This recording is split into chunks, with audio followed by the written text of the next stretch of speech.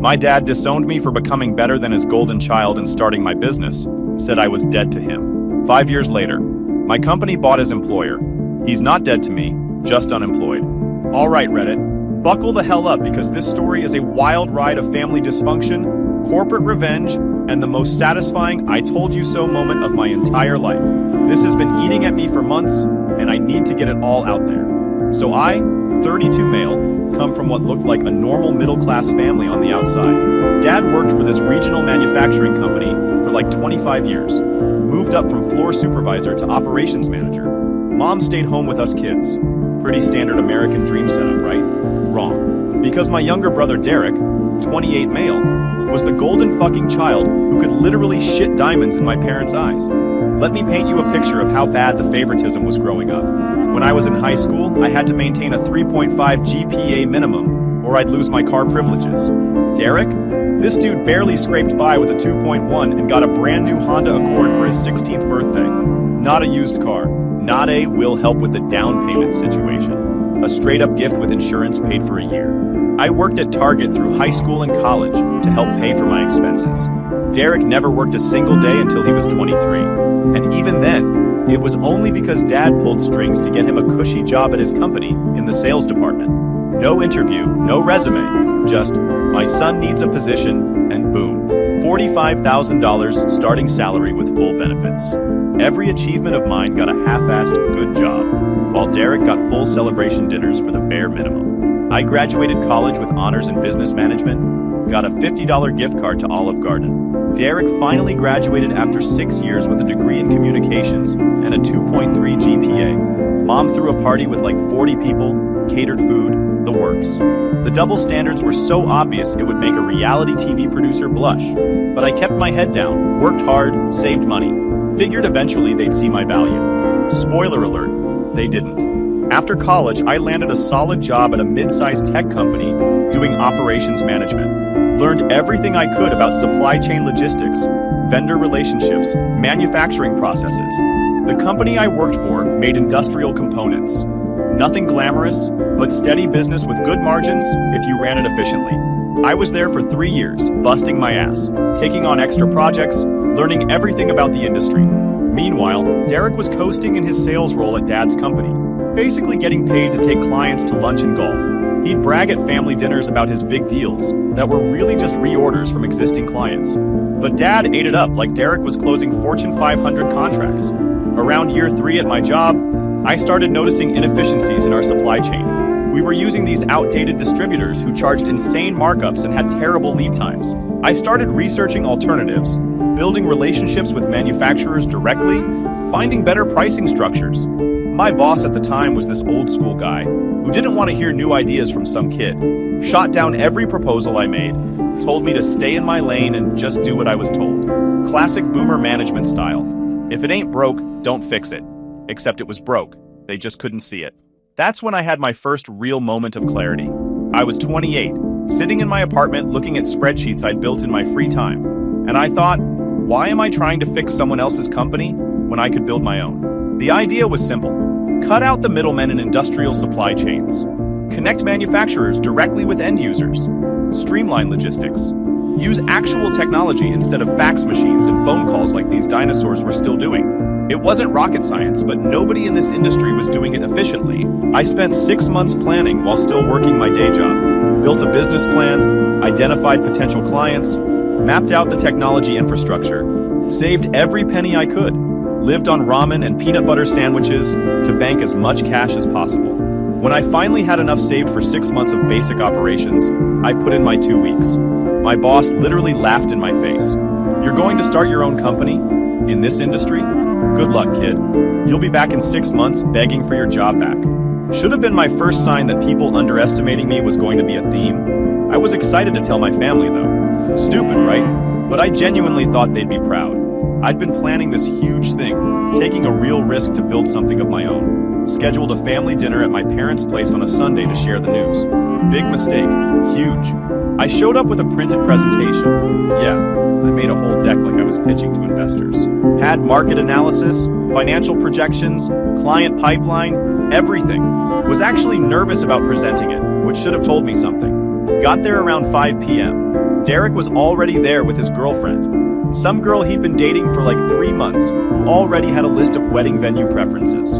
They were drinking wine my parents bought specifically for them, while I got offered a beer from the back of the fridge that was probably there since 2019. After dinner, I pulled out my laptop and said I had something important to share. Dad was already looking annoyed, like I was interrupting his quality time watching Derek breathe.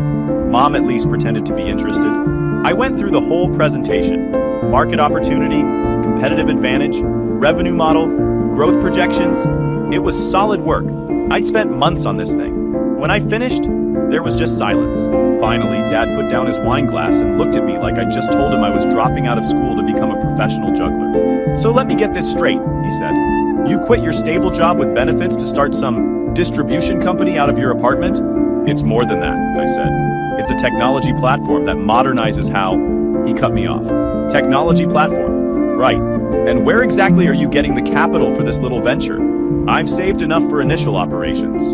Once I have proof of concept, I can seek additional funding. Funding. He actually laughed. You think banks are going to give you a loan? You think investors are going to throw money at some kid who quit his job to play businessman? The disappointment in his voice was so thick, you could spread it on toast. Mom just looked worried, wringing her hands together. Dad, the industry is changing. The old model is inefficient. I've already identified the industry doesn't need changing by you. His voice was getting harder now. It's worked fine for decades. What it needs is people who understand it. People with experience. Not kids with PowerPoint presentations. Derek, because he's incapable of reading a room, decided this was his moment to chime in. Yeah, man, I don't know. Sounds pretty risky. Maybe you should have stuck with the steady paycheck.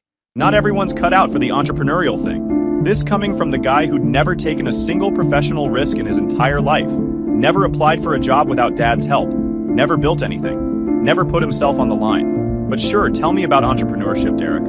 I've done my research, I said, trying to keep my voice level. I've built real relationships with manufacturers. I have clients ready to commit once I'm operational. Clients, Dad said, like it was a dirty word. And what happens when those clients don't pay? When your suppliers demand upfront payment?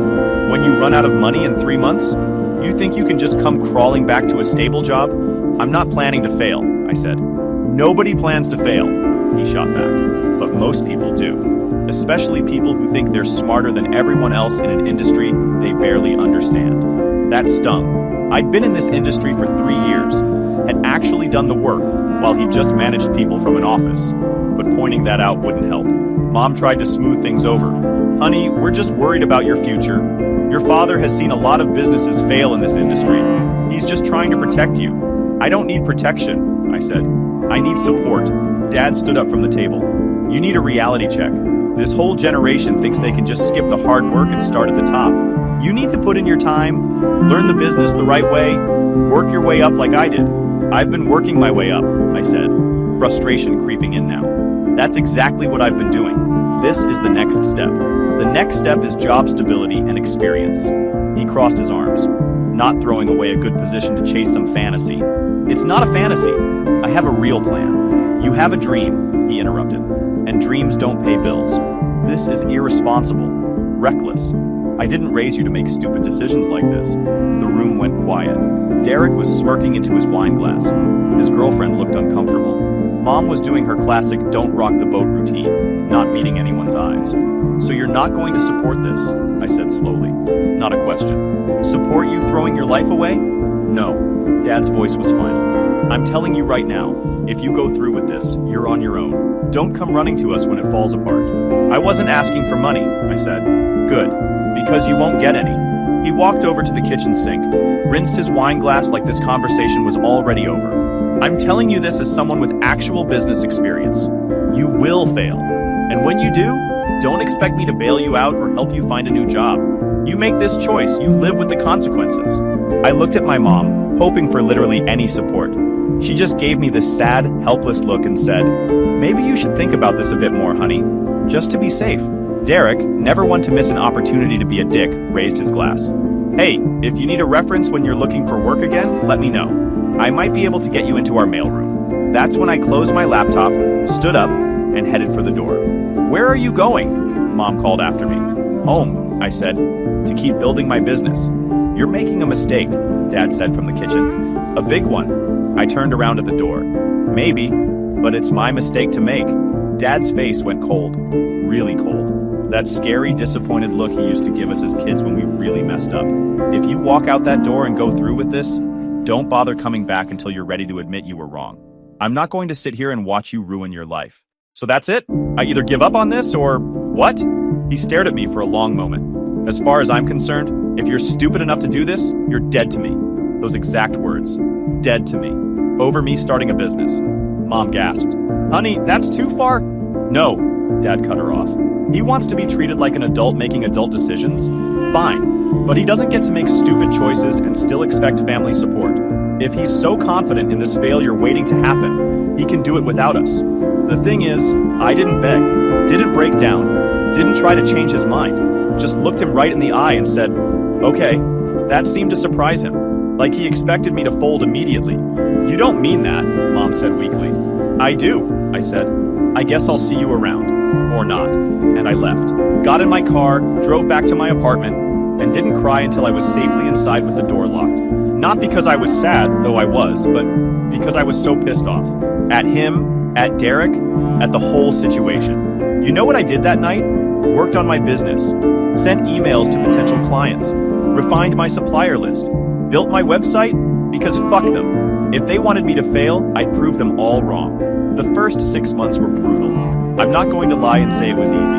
I was working 80-hour weeks out of my apartment, living on a bare minimum budget. Most days I ate the same meal twice, usually rice with whatever protein was on sale. My apartment was basically a bedroom and an office. Had an air mattress on the floor and a used desk I got from Craigslist. Those early months tested everything I thought I knew about myself. There were nights I'd lie on that air mattress at 2 a.m., staring at my phone, debating whether to text my dad and admit defeat. The rational part of my brain would run through all the reasons to quit. I was burning through savings, had no safety net, was one medical emergency away from bankruptcy. The stubborn part, the part that remembered his face when he said I was dead to him, kept me going. I kept a spreadsheet of every family gathering I wasn't invited to during those first months. Thanksgiving, Christmas, Mom's birthday, Derek's promotion celebration. Each one was a reminder of what I was supposedly missing, except I wasn't missing anything. I was building something, and every family event they posted on social media, without me, just added fuel to the fire. My apartment building neighbors probably thought I was losing it.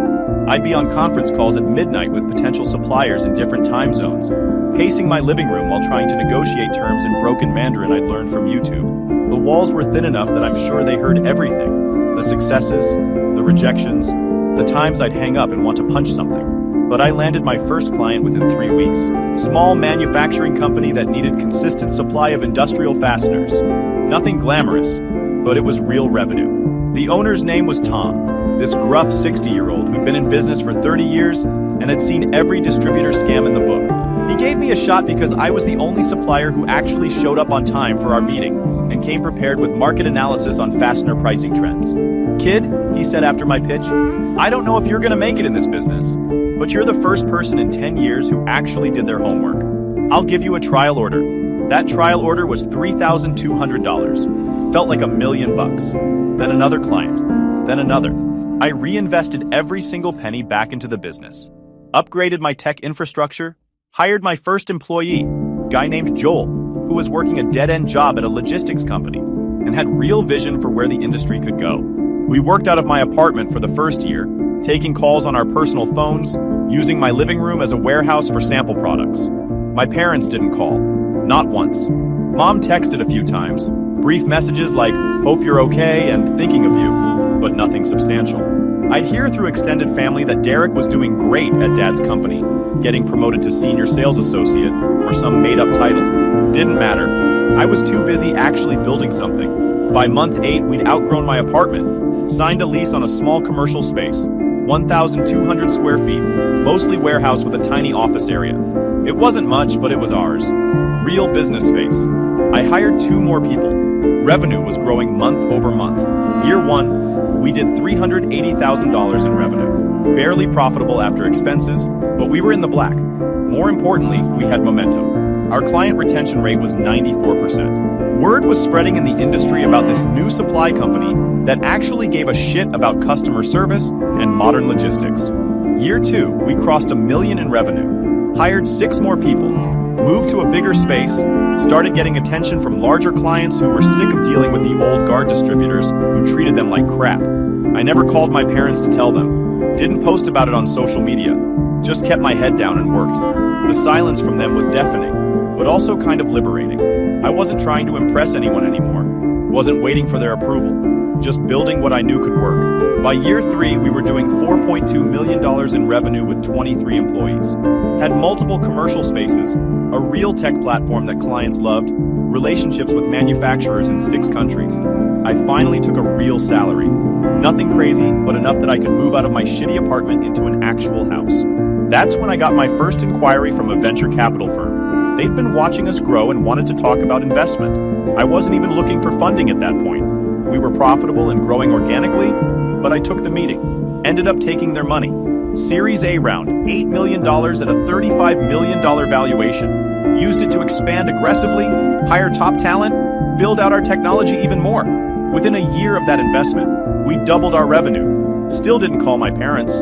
At this point, it wasn't even about spite anymore. They'd made their choice. I'd made mine. We were just living in different worlds now. Year 5. This is where it gets good. We were doing $32 million in annual revenue with 140 employees across 4 locations. Our client list included some seriously big names. We'd basically become the go-to modernized supply chain solution for mid-sized to large manufacturers who were sick of the old way of doing business. I got a call from an acquisition firm that specialized in industrial consolidation. They represented a private equity group that was buying up regional manufacturing and distribution companies. Wanted to know if we'd be interested in being acquired. I wasn't, but I listened to their pitch anyway. Always good to know what your company's worth, even if you're not selling. During that call, they mentioned they were also in final stages of acquiring a regional manufacturing company that had been struggling financially, needed to modernize operations, update their vendor relationships, streamline logistics. They mentioned the company name. It was my dad's employer, the company he'd worked at for 25 years, the place where he'd built his entire career, where he got Derek his cushy sales job. I asked casually about their plans for the acquisition. They laid it out. They were planning to strip out redundant management, consolidate operations, and modernize everything. Anyone who couldn't adapt to new systems would be let go. Classic private equity playbook. Interesting, I said, keeping my voice neutral. What's the timeline on this? We're looking at closing within 6 months, then 18 months of integration. The company's got good bones, but management has been resistant to change for years. Lots of dead weight in middle management that needs to be cleared out. They kept talking, giving me details about the financial structure, the operational challenges, the leadership team that would be replaced. With each sentence, the picture became clearer. Dad's company was dying slowly, death by 1,000 cuts of refusing to modernize. And now, vultures were circling. Then they asked if I'd be interested in not being acquired, but in acquiring them instead, or at least partnering on the operational integration. They'd done their homework, knew we were the best in the region at what we did. Your supply chain optimization model is exactly what this company needs, the lead partner said. You could come in as an operational consultant, or we've been authorized to discuss other arrangements if you're interested in a larger stake. I told them I'd think about it. I didn't think about it. I already knew what I was going to do. The irony was perfect, too perfect to ignore. The son who was dead to his father for starting a business was now in a position to buy the father's employer. The business the father said would fail was now successful enough to acquire the company where the father had spent his entire career. Poetry. Dark, twisted, incredibly satisfying poetry. Called my lawyer and my CFO the next day. Told them I wanted to explore acquiring not just a partnership on the operations, but the entire company. Yes, my dad's employer. Yes, I knew it was complicated. Yes, I was sure. We ran the numbers. The company was valued at $18 million, way below market because they were hemorrhaging money due to terrible operations and outdated systems. We could swing it with a combination of our cash reserves, a loan, and bringing in the PE firm as a minority partner. It took 3 months to close the deal. During that time, I had to keep it quiet. Couldn't risk word getting back to anyone at the company before we owned it. The day we officially closed the acquisition, I showed up to their headquarters for the first time. Walked into a building I'd heard about my entire life but never visited. Dad never invited me to see his workplace, not even when I was a kid. It was his domain, where he was important. And I wasn't welcome there either, apparently. The executive team was assembled in their main conference room. About 20 people, senior management, department heads, some key personnel. They were expecting to meet the new owners. I walked in with my executive team, COO, CFO, head of operations, head of HR, all people I'd hired and trained personally, all loyal to our vision. Saw my dad immediately. He was sitting near the middle of the table, next to Derek, who was scrolling through his phone looking bored. Dad looked tired, older than I remembered. 5 years without speaking will do that. Your mental image doesn't update. He didn't recognize me at first. I'd changed too. Filled out, better haircut, wearing a suit that actually fit instead of the cheap department store stuff I used to wear. Plus, he wasn't expecting to see me. Why would he? Our CEO, we'd hired one about a year earlier when we started scaling, did the introductions. Thank you all for being here. I know transitions like this can be uncertain. We want to be transparent about our plans and answer any questions you have. Then he gestured to me. This is our founder and majority owner. He'll be overseeing the operational integration personally. That's when Dad looked up from his papers and made eye contact. His face went through about 5 different emotions in 3 seconds. Confusion, recognition, shock, disbelief, and finally something that looked like anger mixed with fear. Derek's head snapped up from his phone. His mouth literally fell open. Some of you may have questions about our company, I said, keeping my voice professional and level. We've been in the industrial supply and logistics space for 5 years. We've grown from a startup to a $32 million revenue operation by modernizing systems that the industry has left outdated. That's exactly what we plan to do here. Dad's face was red now. He looked like he was trying to decide whether to say something or have a stroke. I understand change is difficult, I continued, making deliberate eye contact with him. But this company has been losing money for 3 years straight. Operations are inefficient, systems are outdated, management structure is bloated. That changes now. One of the other managers, some guy who looked like he'd been there since the building was built, raised his hand. What does that mean for current personnel? It means everyone will be evaluated based on performance and adaptability, I said. We're not here to just slash payroll. We're here to build something sustainable, but that requires people who can work in a modern operational environment. Those who can adapt will have opportunities. Those who can't, I shrugged, won't. Dad finally found his voice. It came out strangled. You can't be serious. I looked at him like I'd just noticed him for the first time. I'm sorry, you are... His face went from red to purple. You know damn well who I am. Oh, right. You're the operations manager. I checked my tablet like I was reading notes. We'll need to schedule a one-on-one to review your department's performance metrics. I'm seeing some concerning trends in efficiency ratios and overhead costs. This is a joke, Derek blurted out. You can't just... I can, actually, I said calmly. We own the company now. The question is whether you're an asset or a liability moving forward. The room was dead silent. Everyone could feel the tension, but didn't understand why. Dad stood up, his chair scraping loud against the floor. I need to speak with you, privately. That's not how this works, I said. Any concerns can be addressed through the proper channels. HR will be reaching out to everyone individually over the next week. I'm your father.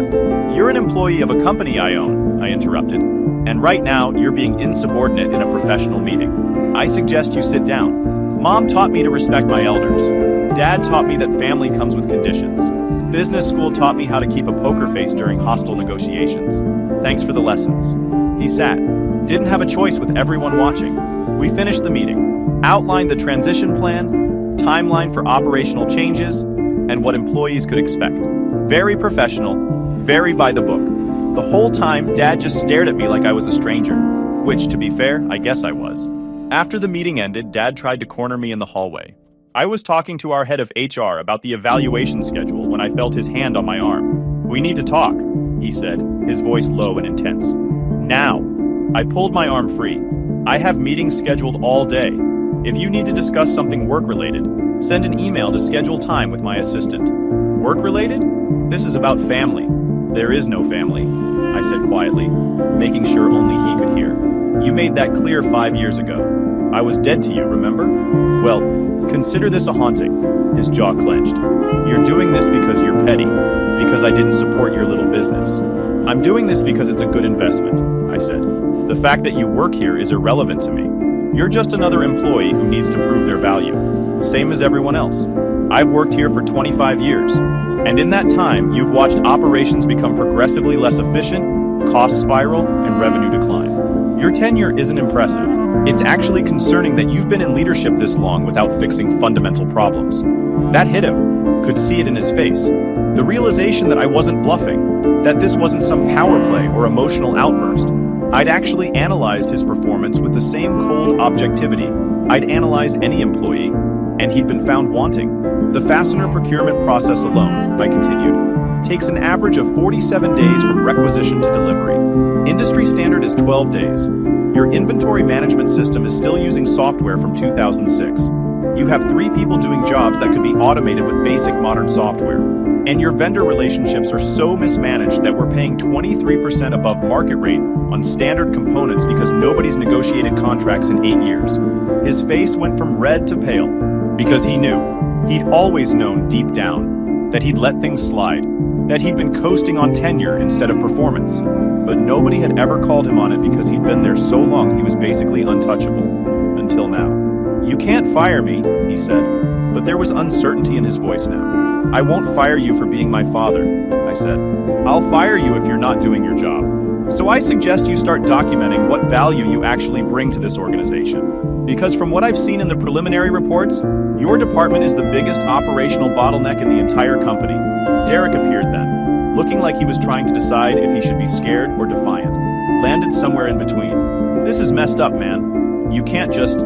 "What's your exact role here?" I asked him. "Senior sales associate. And what's your sales numbers for the last quarter?" He hesitated. "I don't have them memorized. They're in your file. You've been below quota for 6 consecutive quarters. Your client retention rate is 61%, which is 30 points below department average. You have the highest expense report submissions in your entire division. And according to notes from your manager, you spend most of your day on personal calls and long lunches." His face went pale. "That's not... Those reports are accurate," I finished. "I've reviewed everything. So here's what's going to happen. You're going on a performance improvement plan. 90 days. You'll have specific quotas to hit, specific behavioral standards to meet. If you make it, great. If not, you're out." "You can't do this to family," Dad said again, like it was some kind of magic phrase. "You're right," I agreed. "I can't do this to family. But we're not family, remember? You made that choice. I'm just respecting it." The next 2 months were glorious in the most satisfying way possible. Every department got audited. Every process got evaluated. Every employee got reviewed. I was there for most of it. Not hovering or micromanaging, but present, visible. Dad would walk past my office and see me working with the same teams he'd managed for years, and you could see it eating at him. The knowledge that I understood this business better than he did, that the failure he predicted was now running circles around his legacy. The worst part for him, and I say this with zero guilt, was that I was genuinely good at it. Employees who'd been checked out for years were suddenly engaged because someone was listening to their ideas. Problems that had existed for years got solved in weeks. Dad's operations department was a complete disaster. 20 years of, "We've always done it this way," had created a Frankenstein's monster of inefficiency, redundant positions, outdated software, processes that made no sense. We basically had to gut the whole thing and rebuild it. Dad fought every single change, sent long emails about why things couldn't be done differently, called emergency meetings to explain why his way was better, complained to anyone who would listen that I was targeting him specifically. He wasn't wrong, but also, he was. Yeah, I had personal motivation, but objectively, his department sucked. The metrics didn't lie. After 60 days of evaluation, we started making personnel decisions. About 30% of the staff was let go. People who couldn't or wouldn't adapt. Some were retirement age and honestly seemed relieved. Some were younger but had just been coasting for years. Dad survived the first round of cuts. Barely. We moved him from operations manager to a senior specialist role. Big demotion. Pay cut. No direct reports. He'd be doing actual work now instead of just managing. He tried to refuse the position. I told him he could take it or take a severance package. He took the position, had bills to pay. Derek hadn't been contributing to household finances in years, apparently. Derek didn't make it through his performance improvement plan. Shocked face. He tried, I'll give him that. But he'd spent so many years coasting that he genuinely didn't know how to actually sell. His numbers stayed bad. His behavior didn't improve. At the 90-day mark, we let him go. He sent me a text that night. First communication in 5 years. Hope you're proud of yourself. You destroyed your family over a grudge. I didn't respond. Just blocked the number. 3 months into the acquisition, we'd stabilized operations. Revenue was trending up for the first time in years. Client satisfaction scores were improving. The people who'd stayed were actually engaged and working efficiently. I was in the office one evening, late, reviewing some reports. Most people had gone home. Heard a knock on my door. It was Dad. He looked rough, lost weight, bags under his eyes. The past few months had aged him. "Can I come in?" he asked. No demand this time. Actual question. "It's late," I said. "I know, we need to talk, really talk." I gestured to the chair across from my desk. He sat down like it hurt. "I made a mistake," he said finally. 5 years ago, I made a mistake. "Okay," I said. "That's it? Okay. What do you want me to say?" I asked. "You want forgiveness? Absolution? Want me to tell you it's all fine now?" He struggled with it. "I want to understand why you did this. Buying this company. Was it just to punish me?" "No," I said honestly. "It was a good business decision. The company was undervalued. We had the capital and expertise to turn it around. The fact that you worked here was just a bonus." "A bonus," he repeated flatly. "Yeah, a reminder that the failure you predicted never happened. That the son you gave up on built something successful enough to buy the company you spent your entire career at. That your support or lack of it didn't matter in the end." He flinched at that. "I was wrong," he said. "About you. About your business. I was wrong. I know. That's all you have to say?" I leaned back in my chair. "What do you want me to say, Dad? That I forgive you? That we can just move past it? You didn't just not support me. You disowned me. Told me I was dead to you. Over a business decision. I was trying to protect you." "Bullshit," I cut him off. "You were protecting your ego. You couldn't handle the idea that I might succeed doing something you didn't approve of. That I might be right when you said I'd fail. That I might actually be better at this industry than you were." He didn't argue that. "And Derek," I continued. "You enabled him his entire life, gave him everything, expected nothing, and turned him into someone who can't function without help. You ruined him by trying to help him, while telling me I'd ruin myself by being independent." "I know," he said quietly. "I see that now. He can't keep a job, can't handle responsibilities. Your mother and I have been supporting him financially since you let him go." "I didn't let him go," I corrected. "He failed to meet basic performance standards. That's on him. And you, for never teaching him that actions have consequences." We sat in silence for a minute. "I'm sorry," he said, "for all of it. For not believing in you. For choosing sides. For what I said that night. You deserved better." "Yeah," I agreed. "I did. Is there any way to fix this? To fix us?" I looked at him. Really looked at him. Saw the regret there. The genuine remorse. Part of me wanted to forgive him. To rebuild something. But another part. The part that remembered every dismissive comment. Every time he chose Derek over me. Every family event I wasn't invited to over the past 5 years. That part wasn't ready. "I don't know," I said honestly. "Maybe someday, but not today. Today, you're just an employee who needs to prove he can adapt to new systems. Same as everyone else." "That's it?" "That's it." He stood up slowly. "For what it's worth, you built something impressive. I should have said that 5 years ago." "Yeah," I said. "You should have." He left without another word. Over the next year, we fully integrated the acquisition, turned the company around completely, increased revenue by 45%, cut operational costs by 30%, improved every major metric. The employees who stayed were making more money and dealing with less chaos. Even Dad had to admit the new systems worked better. He stayed in his specialist role, did the work, didn't complain. We had a few brief professional interactions, but nothing personal. He'd show up, do his job, go home. Like any other employee. Derek moved back in with our parents. Last I heard through the grapevine, he was working at a gym, trying to sell personal training packages. Apparently not going well. Mom sent me an email a few months after the dust settled. Long message about family, forgiveness, moving forward. I read it, didn't respond. Wasn't ready for that conversation. The company I founded is worth over $120 million now. We're expanding into new markets, building out technology that's changing how the industry operates. I bought a house, nice one, paid cash, got a dog, started dating someone who actually respects what I've built. Life's really pretty good. Do I regret buying my dad's company? Not for a second. Was it partially motivated by proving him wrong? Absolutely. But it was also a smart business move that's made me and my investors a lot of money.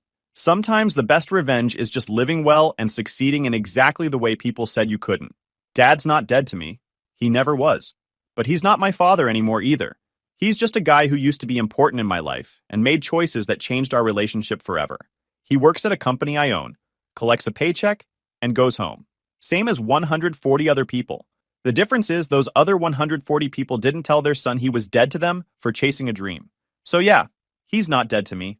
But he is unemployed from the position he thought made him untouchable. And Derek's unemployed from the nepotism ride that was never going to last forever.